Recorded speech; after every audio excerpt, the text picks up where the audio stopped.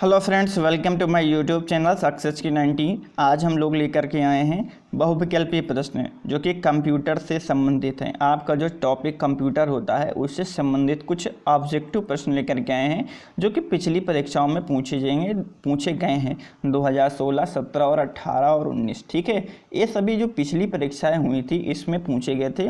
वही जो क्वेश्चन है वो इस टाइप में यानी कि इस बार पूछे जाने की पूरी संभावना जताई जा रही है। तो चलिए अपने क्वेश्चन को स्टार्ट करते हैं, अपने ऑब्जेक्टिव क्वेश्चन को स्टार्ट करके देख लेते हैं। ठीक है, तो चलिए देखिए, प्रश्न संख्या 1 लिखा हुआ है कि गणना यंत्र क्या है। गणना यंत्र किसके द्वारा गणना किया जाता है? तो गणना क्या होता है? अबेकस के द्वारा। ये पहला कंप्यूटर था अबेकस, ठीक है, जो निर्माण किया गया था और इसी के द्वारा गणना किया जाता था। ठीक है, अगला क्वेश्चन लिखा हुआ है, क्वेश्चन नंबर 2 लिखा हुआ है कि कपड़ा बुनने के लूम का आविष्कार किसने किया था? ठीक है, कपड़ा बुनने के लूम का आविष्कार किसने किया था? तो ऑप्शन 4 दिए गए हैं। चार्ल्स बेबेज ने किया था, या ब्लेज पास्कल ने किया था, या फिर जोसेफ जैकार्ड ने किया था, या फिर लेडी एडा अगोस्टा ने किया था। तो इसका आंसर क्या हो जाएगा? जोसेफ जैकार्ड ने किया था। किसने किया था? जोसेफ जैकार्ड ने किया था। ठीक है, इस क्वेश्चन का आंसर हो जाएगा। चलिए क्वेश्चन नंबर 3 देख लेते हैं। लिखा हुआ है कि आधुनिक कंप्यूटर के जनक कौन हैं? 4 ऑप्शन आपके सामने दिए गए हैं। होलेरिथ, चार्ल्स बेबेज, गिलबर्ट्स और ब्लेज पास्कल। 4 ऑप्शन आप सभी के सामने हैं। तो इस 4 ऑप्शन में ऑप्शन नंबर 2 जो है चार्ल्स बेबेज को आधुनिक कंप्यूटर का जनक कहा जाता है। ठीक है, चलिए अगला क्वेश्चन देख लेता हूँ। अगला क्वेश्चन लिखा है कि द्वितीय पीढ़ी के कंप्यूटर के प्रोग्राम लिखे जाते थे, किस पे लिखे जाते थे? पहला ऑप्शन है मशीनी भाषा में, दूसरा है असेंबली भाषा में, तीसरा है उच्च स्तरीय भाषा में, चौथा डाटाबेस आधारित भाषा में। ठीक है, डाटाबेस आधारित भाषा में लिखा जाता था। तो इसमें option number be the right answer, assembly भाषा में। सबसे पहले किस में लिखे जाते थे? जो प्रोग्राम होते थे वो असेंबली भाषा में लिखे जाते थे। अगला क्वेश्चन लिखा हुआ है, क्वेश्चन नंबर 5 है कि आईसी का प्रयोग किया जाता है। आईसी का मतलब होता है फुल फॉर्म इंटीग्रेटेड सर्किट, इसका फुल फॉर्म होता है। ये आईसी कब आई थी? ये प्रथम पीढ़ी में है, या द्वितीय पीढ़ी में, या तृतीय पीढ़ी में, या चतुर्थ पीढ़ी में आई थी। ठीक है, तो जो आईसी का प्रयोग हो रहा था, ठीक है, वो तृतीय पीढ़ी में आया था। ठीक है, कब आया था? तृतीय पीढ़ी में आया था। ठीक है, आईसी का प्रयोग तृतीय पीढ़ी में किया गया था। आईसी का फुल फॉर्म इंटीग्रेटेड सर्किट होता है। ठीक है, चलिए क्वेश्चन नंबर 6 लिखा हुआ है कि ट्रांजिस्टर में प्रयुक्त अर्धचालक किसका बना होता है? सिलिकॉन का बना होता है, या फिर मेटल ऑक्साइड का बना होता है, या फिर जर्मेनियम का बना होता है, या इनमें से कोई नहीं, यानी ऑप्शन जो है कोई नहीं होगा। तो जो ट्रांजिस्टर होता है वो सिलिकॉन का बना होता है। किसका बना होता है? सिलिकॉन अर्धचालक का बना होता है। ठीक है, चलिए अगला क्वेश्चन देख लेते हैं।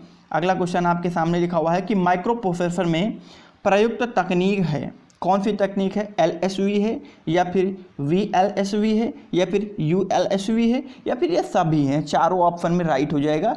तो देखिए इसमें क्या हो जाएगा, ऑप्शन जो है VLSV, ये माइक्रो प्रोसेसर में प्रयुक्त होने वाली तकनीकी होती है। ठीक है, चलिए अगला क्वेश्चन देख लेते हैं। लिखा हुआ है एक्कर्ट तथा मुसली ने आविष्कार किया था। ठीक है, एक्कर्ट तथा मुसली ने किसका आविष्कार किया था?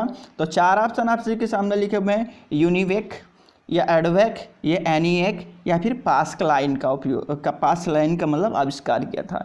तो इसमें क्या हो जाएगा, जो एक्कर्ट है और मुसली है इसका आविष्कार किया था यूनिवेक। ठीक है, इन्होंने किसका आविष्कार किया था? यूनिवेक का निर्माण किया था। ठीक है, बहुत अच्छे। चलिए अगला क्वेश्चन देख लेता हूँ। लिखा हुआ है कि जैकार्ड के लूम का प्रयोग किया जाता है। ठीक है, जैकार्ड के लूम का प्रयोग किया जाता था। ठीक है, पहला ऑप्शन है सारणियाँ उत्पन्न करने में, दूसरा ऑप्शन लिखा हुआ है कि अंकगणितीय गणनाओं में, तीसरा ऑप्शन है कि कपड़ों के डिजाइन के पैटर्न में, चौथा ऑप्शन है ये सभी में। ठीक है, तो जैकार्ड के लूम का जो प्रयोग है वो किया जाता था कपड़ों के डिजाइन के पैटर्न बनाने में। ठीक है, कपड़ों के डिजाइन के पैटर्न बनाने में इसका प्रयोग किया जाता था। ठीक है, चलिए अगला क्वेश्चन देख लेते हैं। लिखा हुआ है कि तृतीय पीढ़ी के, ठीक है, अगला क्वेश्चन है कि तृतीय पीढ़ी के कंप्यूटर का समय काल क्या था? ठीक है। तृतीय पीढ़ी के कंप्यूटर का समय काल क्या था? पहला ऑप्शन है 1955 से 1964, दूसरा ऑप्शन है 1964 से 1975, तीसरा ऑप्शन है 1975 से 1990 तक और चौथा ऑप्शन है 1990 से अब तक। तो ठीक है, तृतीय पीढ़ी कब आई थी? तो तृतीय पीढ़ी 1964 से 1975 के बीच में आई थी। ठीक है, तो इसका राइट आंसर बा हो जाएगा। चलिए अगला क्वेश्चन देख लेता हूँ। लिखा हुआ है कि ब्लेज पास्कल की एडिंग मशीन को क्या कहा जाता है? ब्लेज जो पास्कल हैं इनकी एडिंग मशीन को क्या कहा जाता है? पास्कलाइन कहा जाता है या डिफरेंस इंजन कहा जाता है या एनालिटिक इंजन कहा जाता है या सोरो बर्न कहा जाता है? ठीक है, तो इसका आंसर हो जाएगा पास्कलाइन कहा जाता है। क्या कहा जाता है? पास्कलाइन कहा जाता है। ठीक है, अगला क्वेश्चन लिखा हुआ है, क्वेश्चन नंबर 12 है कि जनगणना के लिए पंच कार्डों का प्रयोग किया जाता था। किस में किया जाता था? होलेस्रिथ सेंसस टेब्यूलेटर में या फिर कुंजी पटाल यंत्रों में या कैलकुलेटर में या फिर कंप्यूटरों में किया जाता था। तो इसका आंसर क्या होगा? आप लोग को यदि मालूम है तो आप लोग आंसर बता सकते हैं। तो इसका आंसर हो जाएगा होलेरिथ सेंसस टेबुलेटर में किया जाता था। ठीक है, किस में किया जाता था? जो आ नंबर ऑप्शन है वो सही है। ठीक है, बहुत अच्छे। चलिए अगला क्वेश्चन नंबर 13 देख लेते हैं। लिखा हुआ है कि पूर्ण रूपेण स्वचालित गणना करने का प्रथम यंत्र कौन सा था? पहला है मार्काई, जिसको क्या बता? Automatic sequence controlled calculator. दूसरा है ABC कंप्यूटर, इलेक्ट्रॉनिक कंप्यूटर। तीसरा है electronic numerical integrator and calculator यानी ENIAC। चौथा है यूनिवर्सल ऑटोमेटिक कंप्यूटर। यानी पूर्ण रूप से स्वचालित गणना करने का यंत्र कौन सा था? इसमें 4 ऑप्शन में एक ऑप्शन सही है, जो कि पहला सही है, मार्क 1। ठीक है, क्या था? मार्क 1 इसका राइट आंसर था। ओके, चलिए अगला क्या लिखा हुआ है कि प्रथम पीढ़ी के कंप्यूटर में प्रयुक्त होता था। क्या प्रयुक्त होता था? IC या फिर वैक्यूम ट्यूब या फिर ट्रांजिस्टर या फिर बृहद स्तर IC। ठीक है, तो सबसे पहले जो यूज़ किया गया था वो वैक्यूम ट्यूब का यूज़ किया गया था, फिर ट्रांजिस्टर का यूज़, फिर IC चिपों का यूज़ किया था। तो प्रथम पीढ़ी में वैक्यूम ट्यूब आ जाएगा, द्वितीय में ट्रांजिस्टर और तृतीय में चिप आ जाएंगे। ठीक है, बहुत अच्छा। चलिए आगे लिखा हुआ है कि बाइनरी कोड को क्या कहा जाता था? ठीक है, बाइनरी कोड को क्या कहा जाता था? ठीक है, असेंबली भाषा कहते थे या हार्ड लेवल भाषा या प्रोसीजन ओरिएंटेड भाषा को बोला था या फिर मशीनी भाषा बोला जाता था। तो जो बाइनरी होता है वो क्या होती है? मशीनी भाषा होती है। ठीक है, अगला क्वेश्चन है कि सबसे पहला कंप्यूटर इलेक्ट्रॉनिक कंप्यूटर था, कौन सा था? ठीक है, 4 ऑप्शन दिए गए हैं, अबेकस था या ABC था या मार्क 2 था या ऑस्केन था मार्क 1 था। ठीक है, तो इसमें क्या हो जाएगा? अबेकस तो नहीं होगा, तो यहाँ पर क्या हो जाएगा? ABC। ठीक है, सबसे पहला इलेक्ट्रॉनिक कंप्यूटर कौन था? ABC था। ओके, चलिए आगे देख लेते हैं। आगे लिखा हुआ है कि किचन कंप्यूटर का प्रयोग किया जाता था। ठीक है, किचन कंप्यूटर का प्रयोग किस में किया जाता था ये आप सभी लोग को बताना है। तो किचन का मतलब आप लोग जान गए हैं, रसोई। ठीक है, किचन का मतलब रसोई होता है, जिसका मतलब रसोई में इसका प्रयोग किया जाता था। ठीक है, चलिए आगे लिखा हुआ है कि निर्देशों का समूह क्या कहलाता है? निर्देशों का समूह क्या कहलाता है? तो प्रोग्राम कहलाता है। क्या हो जाएगा? प्रोग्राम कहलाता है। ओके, चलिए लिखा हुआ है आगे कि कंप्यूटर एक मशीन है, इसलिए यह मानव के समान गलती करता है, मानव की तरह अधिक कार्य करने से थकता नहीं है, लंबे समय तक कार्य नहीं कर सकता है, सही परिणाम नहीं देता है। तो देखिए कंप्यूटर क्या होती है? मशीन होती है जो कि सही परिणाम देगी, ये गलत है। लंबे समय तक भी कार्य कर सकती है, ये भी है। मानव के समान गलती नहीं करती है। ठीक है, मानव के समान गलती नहीं करती है, तो इसका मतलब क्या हो जाएगा? Option number B. ये क्या काम करती है? मानव से अधिक काम कर सकता है और कभी थकने वाला नहीं होता है। ठीक है, चलिए अगला लिखा हुआ है कि कंप्यूटर एक ऐसा सिस्टम है, आ नंबर ऑप्शन है कि जो हमारी कार्य क्षमता में वृद्धि करता है, बा नंबर ऑप्शन है उच्च गुणवत्ता प्रदान करता है, सा नंबर ऑप्शन है सही परिमाण द्रुत गति से प्रदान करता है, अगला दा सही हो जाएगा। तो देखिए इसमें क्या हो जाएगा? कंप्यूटर जो हमारी कार्य क्षमता में वृद्धि कर देता है, जो उच्च गुणवत्ता प्रदान करता है, जो जल्दी परिणाम देता है, यानी इसमें क्या हो जाएगा? सभी हो जाएगा, सारे ऑप्शन सही हो जाएंगे। अगला प्रश्न लिखा हुआ है कंप्यूटर में सीखने की क्षमता नहीं है, स्वाभाविक है, या इनमें से कोई नहीं है। तो एक चीज़ है कि कंप्यूटर में सीखने की क्षमता नहीं होती, उसमें पहले से प्रोग्राम करके रखा जाता है। तो इसका मतलब क्या है, कंप्यूटर में सीखने की क्षमता कोई नहीं होती है। अगला क्वेश्चन है कि किसी क्रिया के लिए तथ्य एवं अंकों को एक स्थान पर सुव्यवस्थित करना क्या कहलाता है?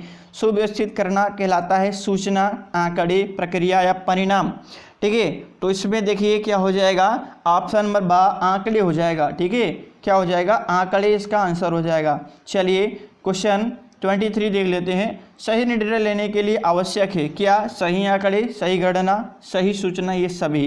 तो सही निर्णय लेने के लिए क्या आवश्यक होता है? सही आंकड़े भी आवश्यक होता है, सही गणना भी आवश्यक होता है, सही सूचना भी आवश्यकता है। इसलिए ऑप्शन क्या हो जाएगा, ये सभी इसका आंसर हो जाएगा। चलिए अगला क्वेश्चन लिखा हुआ है कैलकुलेटर की स्मृति। ठीक है, कैलकुलेटर की स्मृति है क्या है? सीमित आंतरिक स्मृति होती है, अत्यधिक विशाल आंतरिक स्मृति होती है, या भी सामान्य आंतरिक स्मृति होती है, इनमें से कोई नहीं है।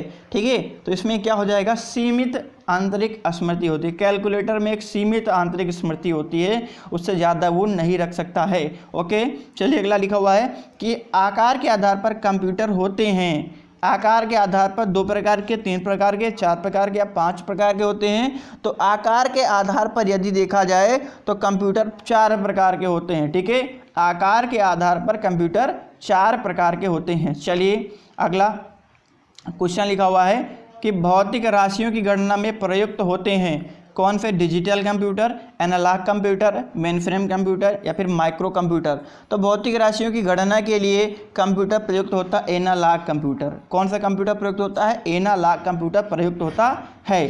ठीक है, चलिए अगला लिखा हुआ है कि मिनी कंप्यूटर को एक साथ प्रयोग कर सकते हैं कितने का लोग प्रयोग कर सकते हैं? 2 लोग या फिर 10 लोग या फिर 64 लोग या फिर अनगिनत लोग। तो इसका आंसर क्या हो जाएगा, 64 लोग। जो मिनी कंप्यूटर होता है इसको 64 लोग एक साथ में प्रयोग कर सकते हैं। ठीक है, अगला क्वेश्चन लिखा हुआ है कि भारत में विकसित सुपर कंप्यूटर है। भारत में कौन सा सुपर कंप्यूटर विकसित किया गया है? NCE 500 या फिर CRAY XMP24 या फिर DEC 1090 या फिर PARAM परम 10,000। तो इसका आंसर क्या हो जाएगा, परम 10,000। ठीक है, ये भारत में विकसित सुपर कंप्यूटर है। ठीक है, आगे देख लेते हैं कि कम कीमत के कंप्यूटर कौन से होते हैं? मिनी कंप्यूटर होते हैं, माइक्रो कंप्यूटर होते हैं, या मेनफ्रेम कंप्यूटर होते हैं, या फिर सुपर कंप्यूटर होता है। तो कम कीमत के कंप्यूटर कौन होते हैं? माइक्रो कंप्यूटर होते हैं। ठीक है, कौन सा कंप्यूटर होगा? माइक्रो कंप्यूटर होगा। अगला क्वेश्चन लिखा हुआ है कि वर्तमान में कंप्यूटर में कौन सी नंबर प्रणाली प्रयुक्त की जाती है? बाइनरी, दशमलव, ऑक्टल या फिर हेक्साडेसिमल। तो आप सभी को मालूम है इसमें कौन सा यूज किया जाता है। ठीक है, तो वर्तमान में बाइनरी नंबर यूज किया जाता है। कौन सा बाइनरी नंबर का यूज किया जाता है? 0 1। ठीक है, अगला क्वेश्चन लिखा हुआ है कि हाइब्रिड कंप्यूटर वह है जिसमें पाए जाते हैं क्या? एनालॉग कंप्यूटर के गुण होते हैं, डिजिटल कंप्यूटर के गुण होते हैं, A व B दोनों के गुण होते हैं, या इनमें से कोई नहीं। तो हाइब्रिड कंप्यूटर वो होगा जिसमें एनालॉग और डिजिटल दोनों के गुण होंगे, यानी कि ऑप्शन नंबर सा इसका राइट आंसर होगा। अगला लिखा हुआ है कि बिखरे हुए आंकड़ों को अंकीय रूप में एकत्र करके उन पर क्रिया, ठीक है, ठीक है, क्रिया करने वाले कंप्यूटर क्या कहलाते हैं? ऑप्शन 4 दिए गए हैं, analog computer, digital computer, hybrid computer, या इनमें से सभी हो जाएगा। तो देखिए बिखरे हुए आंकड़ों को अंकीय रूप में एकत्र करके उन पर क्रिया करने वाले कंप्यूटर होते हैं डिजिटल कंप्यूटर। ठीक है, कौन से कंप्यूटर होते हैं? Digital computer. बहुत बढ़िया। चलिए आगे लिखा हुआ है कि सबसे अधिक प्रयोगता वाले कंप्यूटर कौन से होते हैं? Super computer, micro computer, mini computer या फिर मेन फ्रेम कंप्यूटर।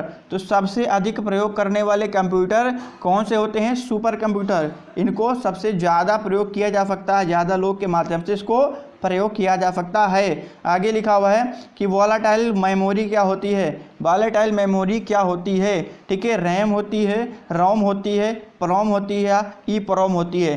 तो रैम वॉलेटाइल मेमोरी होती है, यानी कि जब तक कंप्यूटर ऑन रहेगा तब तक इसमें मेमोरी में सेव सब कुछ रहेगा, जैसे बंद कर दिया जाएगा इलेक्ट्रिक करंट तो ऐसे मेमोरी में सब डिलीट हो जाएगा। आगे है कि रोम का क्या अर्थ होता है? रोम का क्या अर्थ होता है? तो रीड ओनली मेमोरी या रैंडम ओनली मेमोरी या रैंडम ओरिजिनल मेमोरी या इनमें से कोई नहीं। तो इसका आंसर क्या हो जाएगा, रीड ओनली मेमोरी।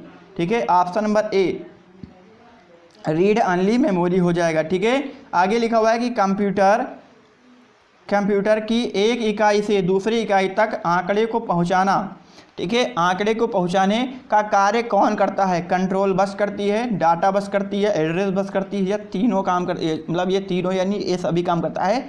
तो कंप्यूटर को, इसमें आंसर हो जाएगा डाटा बस। ठीक है, कौन काम करता है, डाटा बस काम करता है। अगला अस्थाई मेमोरी कौन सी होती है, तो अस्थाई मेमोरी आप लोग के 4 ऑप्शन है, रैम, रोम, बिट या बाइट। ठीक है, 4 ऑप्शन है, तो इसका आंसर हो जाएगा रोम। ठीक है, ROM। ठीक है, इसका राइट आंसर हो जाएगा। बहुत अच्छे। चलिए अगला क्वेश्चन देख लेते हैं कि 1 मेगाबाइट में कितने होते हैं। 1 मेगाबाइट माने एमबी में कितना होता है, 1024 क्या होता है। ठीक है, 1 मेगाबाइट में बताएं 1024 बिट होता है या फिर बाइट होता है या फिर केबी होता है या फिर 1 GB होता है। तो 1024 क्या हो जाएगा, केबी होता है। एमबी से छोटा केबी होता है, तो इसका आंसर क्या हो जाएगा, 1024 केबी होता है। ठीक है, अगला लिखा हुआ है कि रैम का पूरा नाम क्या होता है। ठीक है, रैम का पूरा नाम क्या होता है। तो इसमें 4 ऑप्शन दिए गए हैं कि read only memory, random only memory, read access memory या रैंडम एक्सेस मेमोरी। तो इसका आंसर क्या हो जाएगा, रैंडम एक्सेस मेमोरी। ठीक है, रैम आर का नंबर ए और ये एम होता है। ठीक है, चलिए आगे क्या लिखा हुआ है कि प्रविष्ट किए गए आंकड़ों पर दिए गए निर्देशों के अनुसार प्रोसेसिंग की जाती है। किसके अनुसार प्रोसेसिंग किया जाता है, निवेश इकाई में, निर्गत इकाई में, निवेश निर्गत इकाई दोनों में, और अगला है केंद्रीय संसाधन इकाई में। तो देखिए इसका आंसर क्या हो जाएगा, केंद्रीय संसाधन इकाई में। ठीक है, इसका आंसर क्या हो जाएगा, केंद्रीय संसाधन इकाई में किया जाता है। चलिए अगला लिखा हुआ है 1 बाइट कितने बिट के बराबर होता है। तो 1 बाइट जो होता है वो 8 बिट के बराबर होता है। याद रखिएगा, 1 बाइट 8 बिट के बराबर होता है। अगला क्वेश्चन लिखा हुआ है कि रैम वश में संग्रहित निर्देश समूह मूल्यों की संपूर्ण प्रणाली को क्या कहते हैं, बायोस कहते हैं या प्रॉम कहते हैं या EEPROM कहते हैं या फिर रैम कहते हैं। तो इसका आंसर क्या हो जाएगा, बायोस कहा जाता है। क्या कहा जाता है, बायोस कहा जाता है। आगे कि बायोस का पूरा नाम क्या है। ठीक है, बायोस का पूरा नाम क्या होता है, बेसिक इनपुट सिस्टम होता है या बेसिक इनपुट आउटपुट सिस्टम दोनों होता है या बेसिक आउटपुट सिस्टम होता है या फिर इसका बेसिक इंटीग्रेटेड आउटपुट सिस्टम होता है। तो देखिए इसका आंसर क्या हो जाएगा, बायोस का पूरा नाम होता है बेसिक इनपुट आउटपुट सिस्टम। ठीक है, बेसिक इनपुट आउटपुट सिस्टम दोनों होता है। ठीक है, B for basic, I for input, O for output, S for system. ठीक है, चलिए अगला क्वेश्चन देख लेते हैं। लिखा हुआ है कि वह मेमोरी कौन सी है जिसमें निर्देशों व मानों को संग्रहित करके मिटाया जा सकता है। ठीक है, 4 ऑप्शन है, रैम, रोम, प्रॉम, EEPROM। ठीक है, यानी कि उसमें मेमोरी में इकट्ठा कर लो डाटा को, फिर बाद में डिलीट कर दो। ठीक है, बाद में डिलीट कर दिया जाता है तो EEPROM होती है। ठीक है, कौन होती है, EEPROM। चलिए अगला क्वेश्चन देख लेते हैं। लिखा हुआ है कि नियंत्रण इकाई में निम्न सूचनाओं को संग्रहित करने हेतु। ठीक है, नियंत्रण इकाई में निम्न सूचनाओं को, कुछ सूचनाओं को संग्रहित करने हेतु छोटे छोटे स्मृति समूहों का प्रावधान किया जाता है, जिन्हें क्या कहा जाता है, कंट्रोल बस कहा जाता है, डाटा बस कहा जाता है, एड्रेस बस कहा जाता है या फिर रजिस्टर कहा जाता है। तो इसका आंसर क्या हो जाएगा, रजिस्टर कहा जाता है। ठीक है, आंसर क्या हो जाएगा, रजिस्टर हो जाएगा। चलिए आखिरी क्वेश्चन देख लेते हैं। लिखा हुआ है कि आंकड़ों पर निर्देशों के अनुसार प्रक्रिया करने में तार्किक निर्णय करने का कार्य कौन करती है, ALU करती है, छोटे स्मृत रजिस्टर करते हैं या फिर एक्यूमुलेटर करता है या फिर इनमें से कोई नहीं। तो इसका देखिए आंसर क्या हो जाएगा, ऑप्शन नंबर ALU करता है। ठीक है, कौन काम करता है, ALU काम करता है। तो दोस्तों आज का वीडियो आप सभी को कैसा लगा, अगर वीडियो अच्छी लगी हो तो वीडियो को लाइक करना मत भूलिएगा। अगर अभी तक आपने चैनल को सब्सक्राइब नहीं किया, चैनल को सब्सक्राइब कर लें। और अगर आप लोग हमारे ग्रुप से, व्हाट्सएप ग्रुप से जुड़ना चाहते हैं तो डिस्क्रिप्शन बॉक्स में लिंक दिया गया है ग्रुप की, तो वहाँ से आप लोग जुड़ सकते हैं। ठीक है, तो लेता हूँ आपसे अलविदा, फिर मिलूंगा अगले दिन इसी टाइम पर। तब तक के लिए गुड बाय।